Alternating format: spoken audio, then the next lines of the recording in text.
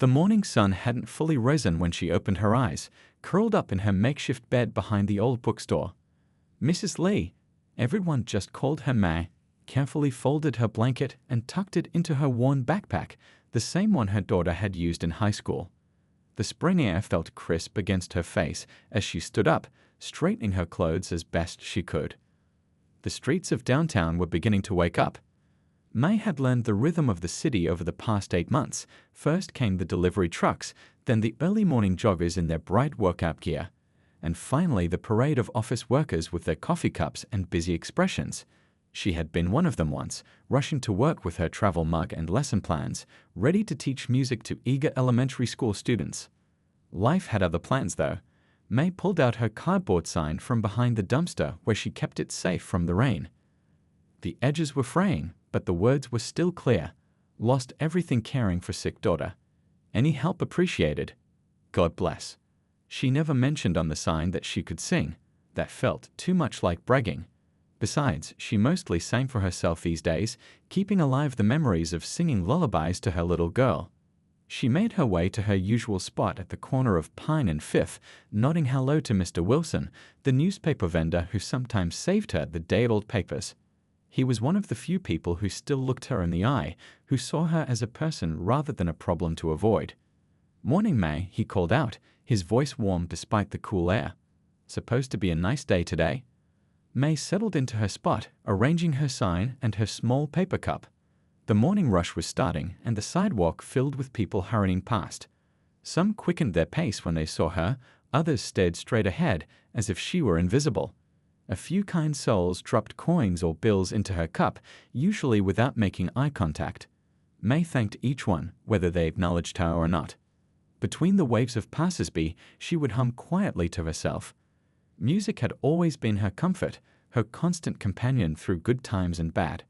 She remembered teaching her daughter to play piano, those small fingers stumbling over the keys at first, then growing more confident. The memories brought both smiles and tears these days. The luxury cars were starting to appear now, sleek BMWs, Mercedes, and Audis with their tinted windows. May watched them roll past, each one a reminder of how far she had fallen. But she didn't feel bitter. Each person had their own story, their own struggles, even behind those tinted windows. As the morning wore on, May noticed a young mother struggling with a stroller nearby. The baby was crying, and the mother looked exhausted. Without thinking, May began to sing softly, an old lullaby her grandmother had taught her. The baby's cries quieted, and the mother shot her a grateful look. For a moment, their eyes met in understanding, the universal language of motherhood transcending their different circumstances. Sometimes people asked her why she chose this particular corner. May never told them the whole truth, that from here she could see the hospital where her daughter had spent her final days. The same hospital that had drained every penny of her savings, sold her house, and eventually left her with nothing but memories and medical bills. But the hospital also reminded her of the nurses who had shown such kindness, who had sung with her daughter during the long nights of treatment. Around mid-morning, the smell of fresh bread wafted from the bakery across the street. May's stomach growled, reminding her it had been almost a day since her last proper meal. She had learned to ignore hunger, to focus instead on the music in her head, the songs that kept her going. Her voice was the one thing they couldn't take away from her. She had been part of her church choir for 20 years before everything changed. The choir director used to say she had a gift for reaching people's hearts with her voice. Now, she mostly sang to the pigeons and the passing traffic, though sometimes, when the wind was right and her spirit was strong, she would let her voice rise a little louder, carrying the old hymns and spirituals across the morning air. The regulars in the area had gotten used to her presence.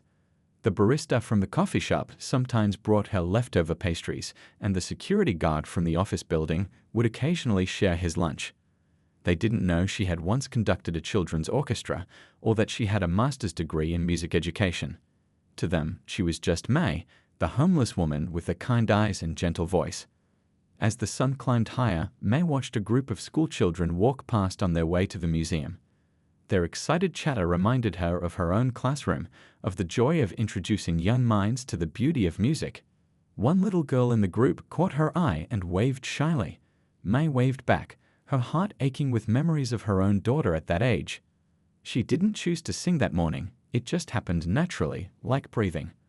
Amazing Grace flowed from her lips, soft at first, then growing stronger. A few pedestrians slowed their pace, some even stopped. May wasn't singing for them, though.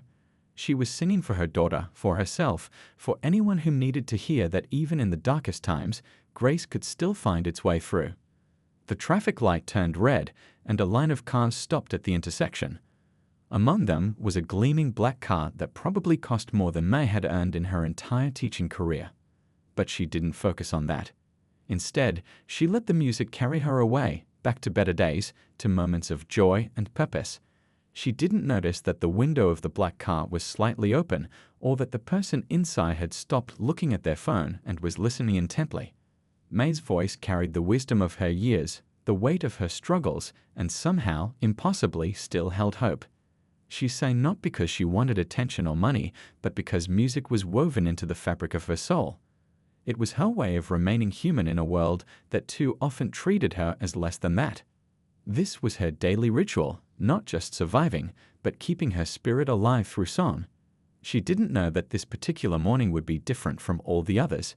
She couldn't have known that her voice, carried on the spring breeze through a partially opened car window, was about to change everything. Inside the black luxury car, Mr. Kane drummed his fingers against the steering wheel, already 15 minutes late for an important meeting.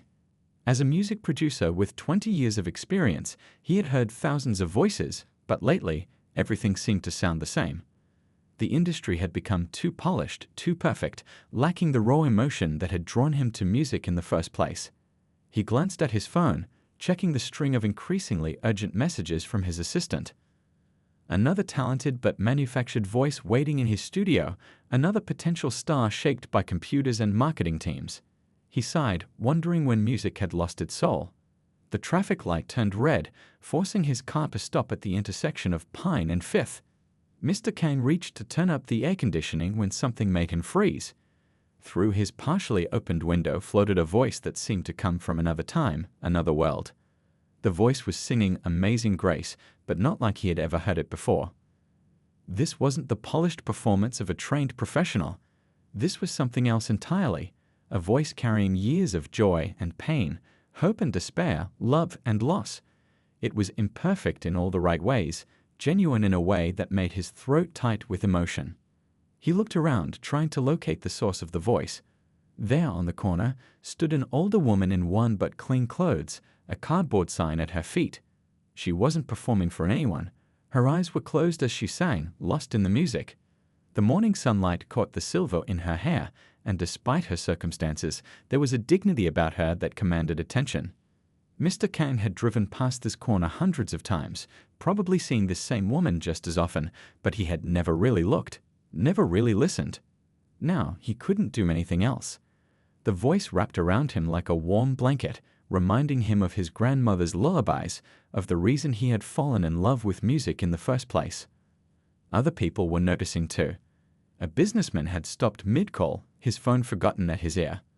A group of teenagers had pulled out their earbuds, drawn in by something more powerful than their playlists. Even the construction workers across the street had paused their jackhammering, caught in the spell of this unexpected concert. The light turned green, but Mr. Kane didn't move. Cars behind him started honking, but for once in his life, he didn't care about being late. He pulled his car over to the curb, ignoring the angry gestures of other drivers. Some things were more important than meetings. As he sat there, the woman began another song, this time a simple lullaby. The kind of song that mothers had been singing to their children for generations. But in her voice, it became something more. Each note carried a story, each phrase held a lifetime of experiences. Mr. Kane found himself thinking about all the artists he had worked with over the years. The ones with perfect pitch and flawless technique, the ones with millions of social media followers and carefully crafted images. None of them had what this woman had, the ability to make time stand still with nothing but raw emotion and honest delivery. He watched as people walked past her, some dropping coins in her cup, others hurrying by with averted eyes. A few stopped to listen, but most were too caught up in their own worlds to notice the miracle happening on their street corner. Mr. Kane knew that feeling. He had been one of them just minutes ago. Through his open window, he could hear snippets of conversation from passers-by. "Isn't that beautiful?" whispered one woman to her companion. "Makes me think of my mom," replied another. A small child tugged on his father's sleeve, asking why the lady was singing, and the father actually stopped, to listen with his son. The woman's voice cracked slightly on a high note, but somehow that imperfection made the song even more beautiful. It was real, human, alive. In a world of auto-tune and digital enhancement, this was like finding a wildflower growing through concrete. Mr. Kang had been in the music business long enough to know that true talent came in many forms, but there was something else here, something that couldn't be taught in any music school or engineered in any recording studio. This woman wasn't just singing, she was sharing her soul. His phone buzzed again, probably his assistant wondering where he was. The meeting he was missing was with a famous young singer, someone whose latest single had millions of streams. But sitting there, listening to this street corner symphony, Mr. Kang realized he was exactly where he needed to be. The woman finished her song, and for a moment, the usual city noises seemed harsh and intrusive. She opened her eyes, and Mr. Kang saw in them a depth of experience that matched her voice. Without really thinking about it, he turned off his car's engine. Some opportunities only come once in a lifetime, and he had learned to recognize them. He watched as she took a sip of water from a battered plastic bottle, her movements careful and deliberate. There was no pretense about her, no performance except for the songs themselves. That was becoming increasingly rare in his world of carefully curated images and personal brands. Mr. Kang had spent his career looking for voices that could move people, touch hearts, change lives. He had found them in professional studios, in fancy audition rooms, in viral videos. But here, on an ordinary street corner on an ordinary morning, he had found something extraordinary. He checked his reflection in the rearview mirror, straightened his tie, and took a deep breath. In a few moments, he would step out of his car and approach her. He didn't know exactly what he would say, but he knew he had to try. Because sometimes the most beautiful melodies come from the most unexpected places, and sometimes being late for a meeting could be the best decision you ever make. The click of expensive shoes on concrete made May look up from her worn paper cup. A well-dressed man was approaching her, not hurrying past like most people in suits, but walking directly toward her with purpose in his steps. Her first instinct was to gather her things, years on the street having taught her caution, but something in his expression made her pause. "That song you were singing," he said, stopping a respectful distance away. "I've heard it 1,000 times, but never quite like that." His voice was kind, with a slight accent that reminded May of her old neighbors who used to bring her homemade dumplings during the holidays. May clutched her cup a little tighter, unsure how to respond. Most people who stopped either offered spare change or unwanted advice. But this man, Mr. Kang, as he introduced himself, was looking at her the way her old choir director used to look when discovering a promising new talent. "I'm a music producer," he continued, pulling out a business card that gleamed in the morning light. "I work with artists, helping them share their stories through music, and I believe you have quite a story to tell." May almost laughed at that, a hollow sound that caught in her throat. "My story isn't the kind people want to hear," she said softly, thinking of the past 3 years, the mounting medical bills, the desperate choices, the final goodbye in a sterile hospital room. But Mr. Kang didn't move away. Instead, he gestured to the small coffee shop across the street. "Would you share it with me?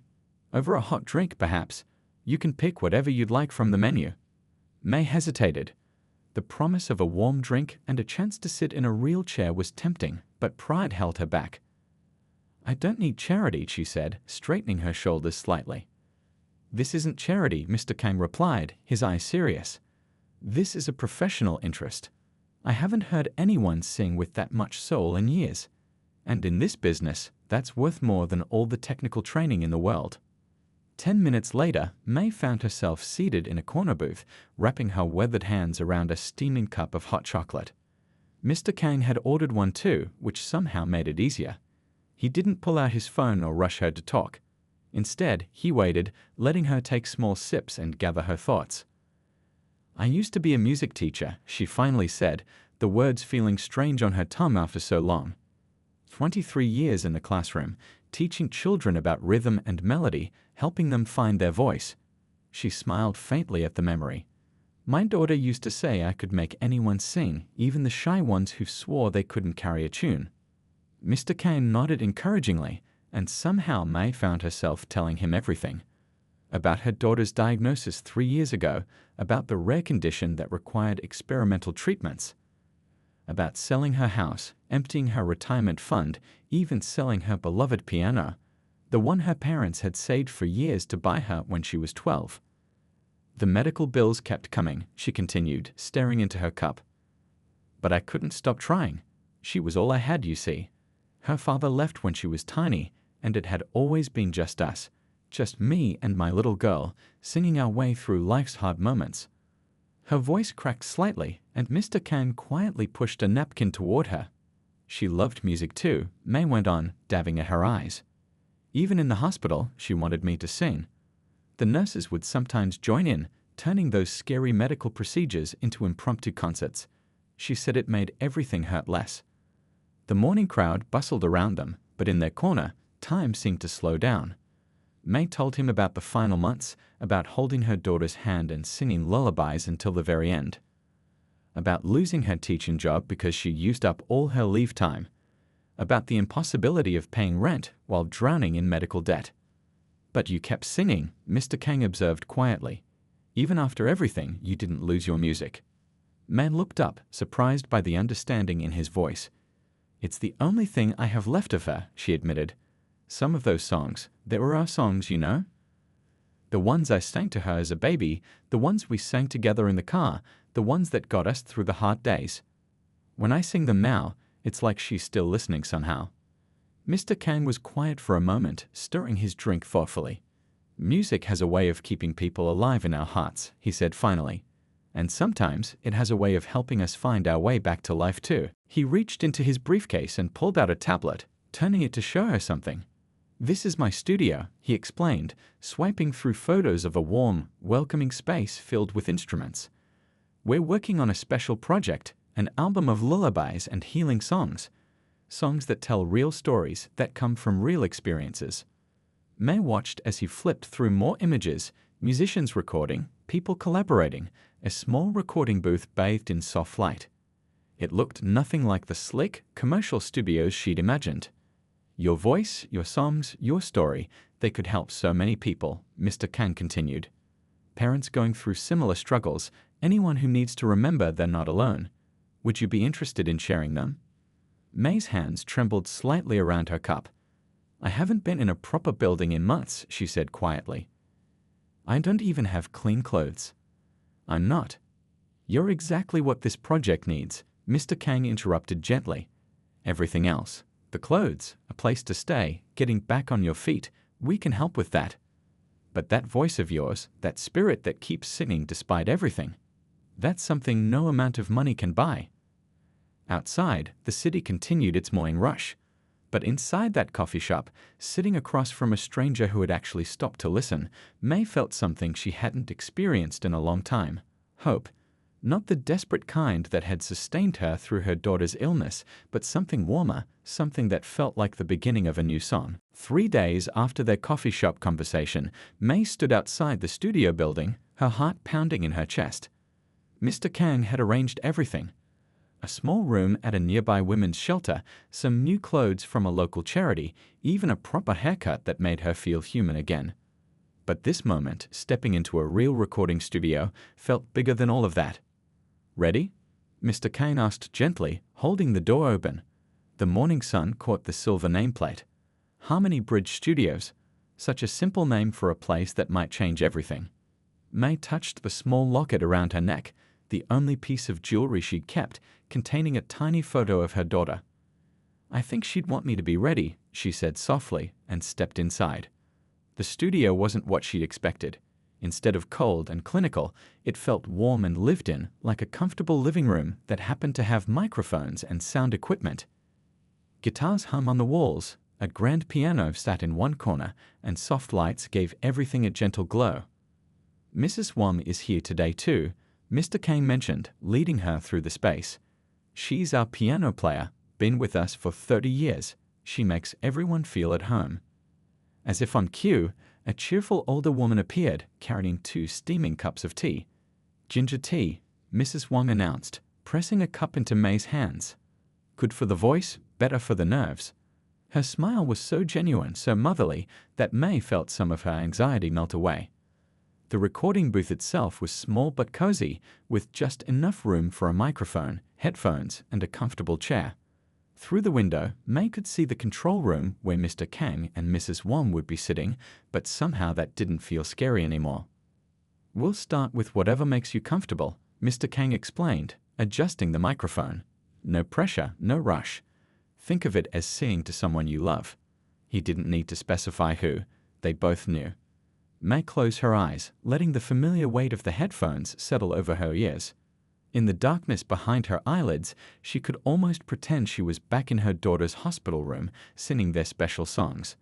The first notes of the lullaby rose naturally from her throat, warm and true. Through the headphones, she'd heard Mrs. Wong begin to play the piano, adding gentle accompaniment that wrapped around her voice like a soft blanket. The melody was simple, a lullaby May's grandmother had taught her, the same one she'd sung to her own daughter countless times. But now it carried all the years between then and now, all the love and loss, and somehow, still, hope. When the last note faded, May opened her eyes to see Mrs. Wong wiping tears from her cheeks. Mr. Kang was staring at his control panel, but his shoulders were shaking slightly. Through the speaker came his voice, thick with emotion. That was exactly what we've been looking for. They recorded more songs that day, old hymns that had sustained May through hard times, lullabies that held memories of rocking chairs and midnight feedings, even a few original songs May had composed during long hospital nights. Mrs. Wong's piano followed her perfectly, as if they'd been playing together for years. Between takes, they shared stories. Mrs. Wong told them about her own daughter, now a doctor in another city. Mr. Kang spoke about his grandmother, who had raised him on traditional songs and homemade soup. The studio became a place where memories could be shared without judgment, where pain could be transformed into something beautiful. You have a gift, Mrs. Wong said during their lunch break, sharing homemade dumplings she'd brought from home. Not just the voice, though that's special too, but the way you make people feel what you're feeling, make them understand without words. May thought about that as they worked through the afternoon. Each song was a story, not just her story anymore, but something universal. The lullaby about staying strong through storms, that was for every parent facing difficult times. The hymn about finding light in darkness, that was for anyone who needed hope. As the day went on, other musicians began dropping by the studio, drawn by the music floating through the halls. A young violinist asked if she could add a part to one of the songs. A cellist offered a deep, haunting harmony that made May's voice soar even higher. What had started as a simple recording was becoming something more. This is how music should be, Mr. Kang said, watching through the control room window as May worked with the other musicians. Not manufactured, not forced, just real people sharing real emotions, helping each other tell their stories. By late afternoon, they had recorded 6 songs. May's voice was tired, but her heart felt fuller than it had in months. Looking through the glass at the people who had joined their little recording session, Mrs. Wong at the piano, the young violinist practicing her part, the cellist making notes on his sheet music, she realized she was no longer alone. There's something magical happening here, Mr. Kang said as they listened to the playback. These songs, they're going to help people. Give them strength when they need it most. Remind them that no matter how dark things get, there's always hope. May touched her locket again, thinking of her daughter. She would have loved this, she whispered. All these people coming together, making something beautiful out of sadness. She's part of it, Mrs. Wong said firmly, patting May's hand. Every note, every word, she's right there in the music. And now others will get to know her too through these songs. As the evening light filtered through the studio windows, May gathered her things, feeling both exhausted and energized. Tomorrow, they would record more songs, but for now, she had something she hadn't had in a long time. A purpose, a way to transform her pain into something that might help others. Walking back to the shelter that night, May hummed one of the new arrangements they'd created. The city streets that had seemed so cold and lonely just days ago now felt different, as if they too were singing along, carrying the music forward into the world. The women's shelter felt different now that May had somewhere to go each morning. Her small room, once just a place to sleep, had slowly become a home of sorts. Sheet music covered the tiny desk, and a borrowed guitar leaned against the wall. I learned from one of the studio musicians who'd noticed how her fingers would often move in chord patterns while she sang. 2 weeks had passed since that first recording session, and each day brought small changes. The shelter's director had helped her open a new bank account where Mr. Kane deposited a fair advance for her work. It wasn't much, but it was enough to buy some necessities and start thinking about the future. "You're holding yourself differently," noticed Mrs. Chen, the elderly volunteer who ran the shelter's kitchen. She was stirring a pot of morning porridge as May helped with breakfast duty. "Music's bringing you back to life." May smiled, realizing it was true. The constant weight of survival that had pressed down on her shoulders was lifting, replaced by something lighter, purpose maybe, or hope. She still missed her daughter with an ache that never quite went away, but now she could channel that feeling into something meaningful.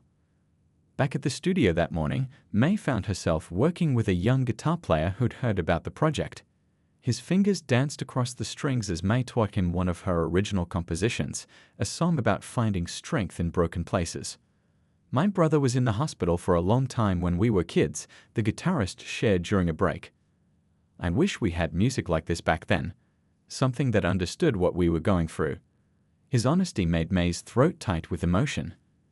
This was why they were doing this, to reach people who needed to know they weren't alone. Mr. Kane had been right about the healing power of music. As the days passed, May found herself remembering more than just the sad moments with her daughter. Music brought back the happy memories too, dance parties in their kitchen, silly made-up songs about doing homework, the way her daughter would hum while drawing pictures. The album was taking shape, becoming something none of them had quite expected. What had started as a collection of lullabies had grown into a tapestry of hope and healing. Some songs were soft and gentle, meant for quiet nights. Others had a quiet strength, anthems for those fighting their own battles. Mrs. Wong had become more than just an accompanist. She was now a friend and mentor. She'd invite May over for dinner, feeding her home-cooked meals and stories about her own journey in music. "Sometimes," she'd say, stirring her famous soup, "life takes away everything just to show us what we're really meant to do." The shelter's other residents started asking May to teach them songs. Soon, informal evening singing sessions became a regular thing in the common room. Women who rarely spoke would join in the choruses, their voices growing stronger with each song. Even the shelter's youngest resident, a tiny 4-year-old, would clap along from her mother's lap. One morning, Mr. Kane called May into his office. She found him talking with a woman in a neat business suit, Dr. Rivera from the Children's Hospital. "We've been discussing something," he said, gesturing for May to sit. "The hospital has a music therapy program. They'd like you to come sing for the children once the album is finished." May's hands trembled slightly at the thought of returning to a hospital. But then she remembered the nurses who had sung with her daughter, how music had eased those difficult days. "I'd be honored," she said softly, meaning it. The studio itself had become a kind of sanctuary. Musicians would drop by even on days they weren't recording, bringing coffee or snacks, adding their instruments to different tracks.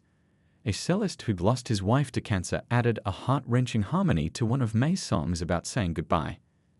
A young drummer who'd grown up in foster care created gentle rhythms that felt like heartbeats. "This is more than just an album now," Mr. Kang observed one evening, listening to the playback of their latest recording. "It's becoming a community." He was right. Each person who came through the studio doors brought their own story, their own pain, their own healing. The music they created together carried all of it, the grief and the grace, the loss and the love. May's voice had grown stronger too, not just technically but emotionally. She could now sing about her daughter without breaking down, channeling her love and loss into something that might light the way for others. The songs were no longer just about survival, they were about transformation. One afternoon, as sunlight streamed through the studio windows, May recorded a new song she'd written. It was about how love doesn't end when someone leaves, how it changes shape and finds new ways to express itself. As she sang the final notes, she opened her eyes to find everyone in the control room wiping away tears. "That's the one," Mr. Kang said quietly through the intercom. "That's the song that's going to help people heal." Later that evening, walking back to the shelter under a sky turning purple with sunset, May felt something she hadn't experienced in a long time. Peace. Her daughter was still with her in every note and melody, but now others would get to know her too, through the songs that told their story. The music they were creating wasn't just about one mother's loss anymore. It had become a bridge between grief and healing, between darkness and light. Every person who added their voice or instrument to the project was helping to build that bridge, making it stronger for those who would need to cross it. Back in her small room, May picked up the borrowed guitar and began to play softly. The calluses forming on her fingertips felt like a badge of honor, proof that she was building something new, note by note, day by day. Tomorrow would bring more recording sessions, more stories to tell through song, more healing to share. But for now, in the quiet evening hours, she simply played and sang, letting the music carry her forward into whatever came next. Nobody expected what happened next.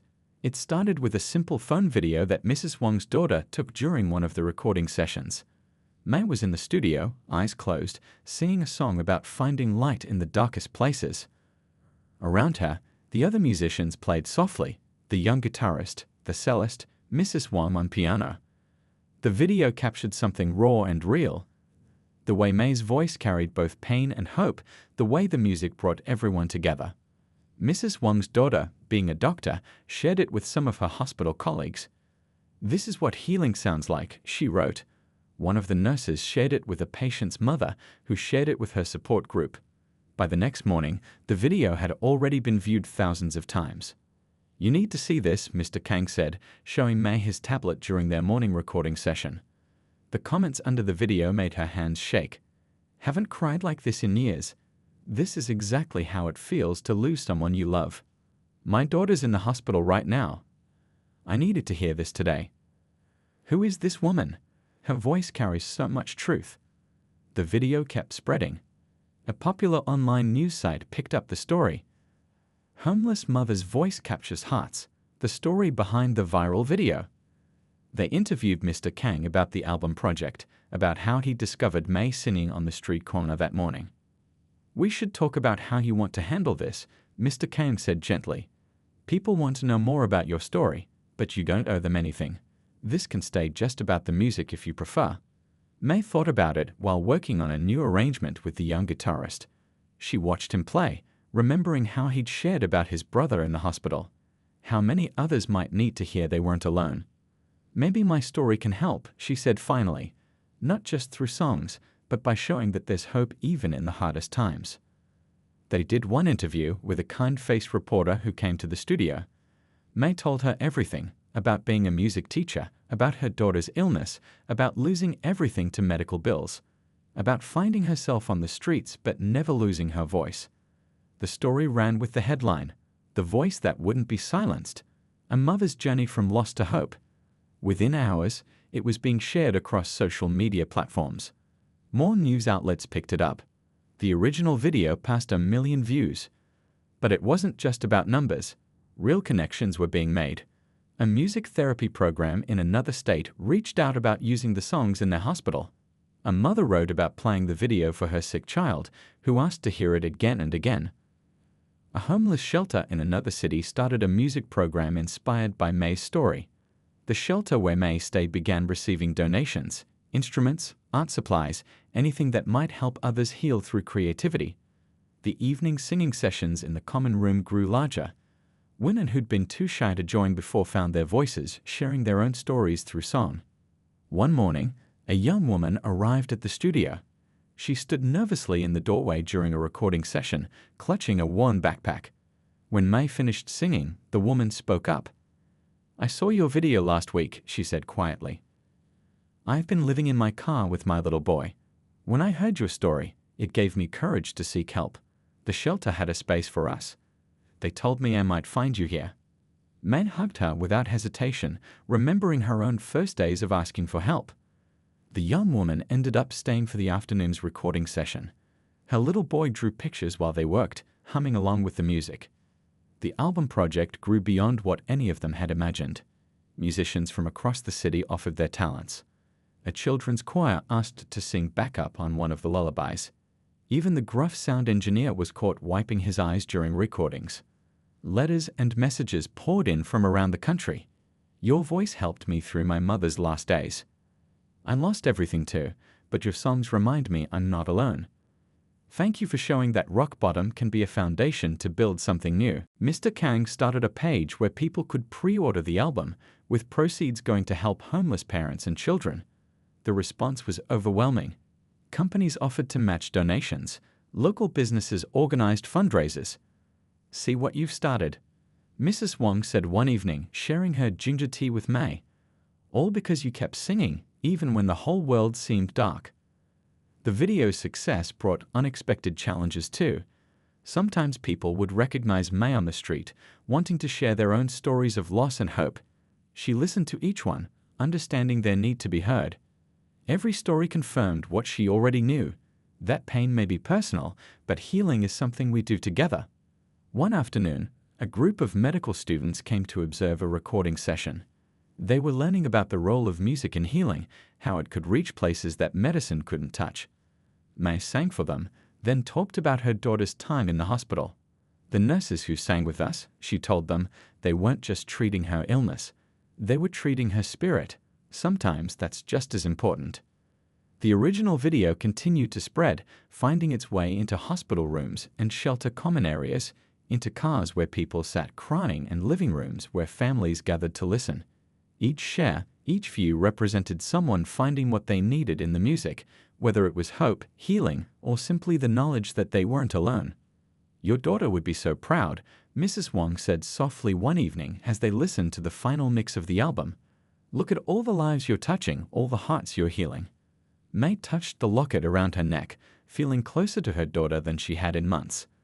Through music, their story was becoming part of something larger, a reminder that even the deepest pain could be transformed into something beautiful, something that helped others find their way through the dark. 1 year had passed since that morning when Mr. Kang first heard May singing on the street corner. The old bookstore where she once slept was now just a memory, like so many other things from that difficult time. But unlike some memories, these weren't painful anymore. They were reminders of how far she'd come. The community center had been Mrs. Wong's idea. Music helped you heal, she'd said over one of their many cups of ginger tea.